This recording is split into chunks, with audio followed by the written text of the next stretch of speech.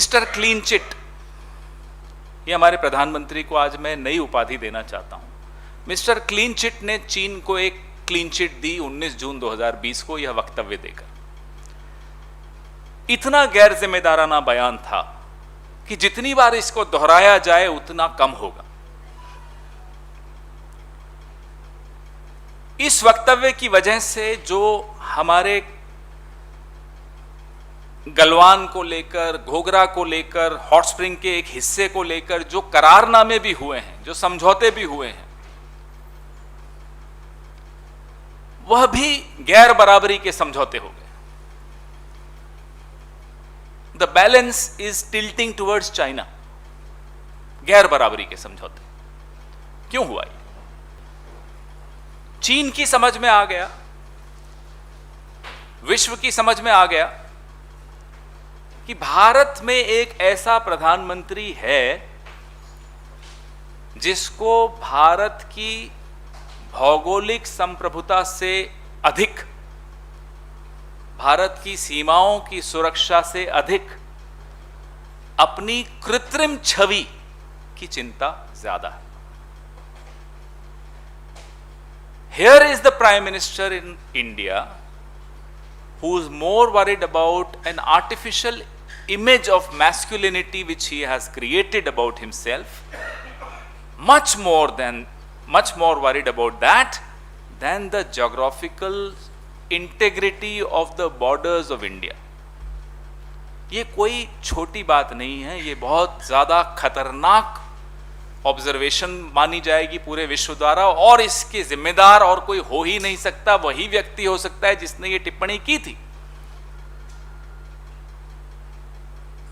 प्रधानमंत्रियों को, मंत्रियों को बहुत नपे तुले शब्दों में बोलना चाहिए, विशेष तौर पे जब वो विदेश नीति की कोई बात कर रहे हैं।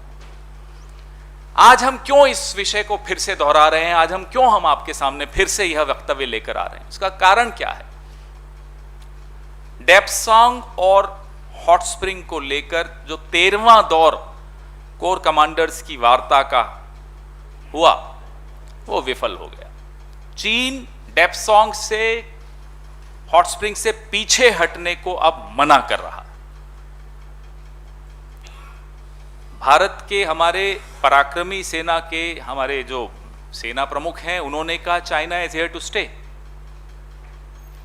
तुलना कीजिए प्रधानमंत्री के वक्तव्य की कि ना कोई घुसा है, ना कोई आया है, ना कोई है, China is here to stay. ये तुलना करके भी आपको अफसोस होगा कि ये क्या हो रहा है। जो हमने हासिल किया था, हमारी वीर सेना ने दक्षिण पैंगोंग में हासिल किया था, वो भी हमने गंवाया। जहां हमारी पेट्रोलिंग होती थी अप्रैल 2020 से पहले तक, वहां अब पेट्रोलिंग नहीं होती, यथास्थिति नहीं वापस हम स्थापित कर पाए। एक वीर देश, एक वीर सेना और एक कमजोर प्रधानमंत्री, बताइए ये कॉम्बिनेशन कैसी सुनाई देती है? सेना के पराक्रम में न 67 में किसी को संशय हुआ, न 71 में किसी को संशय हुआ, न कारगिल के दौरान किसी को संशय हुआ। सेना के पराक्रम पे संशय हो ही नहीं सकता। और मैं हिम्मत मेरे में है ये बोलने की कि 62 में भी सेना के पराक्रम में कोई कमी नहीं थी, 65 में भी नहीं थी, 67 में भी नहीं थी, 71 में भी नहीं थी, 1990 में भी नहीं थी, 99 में।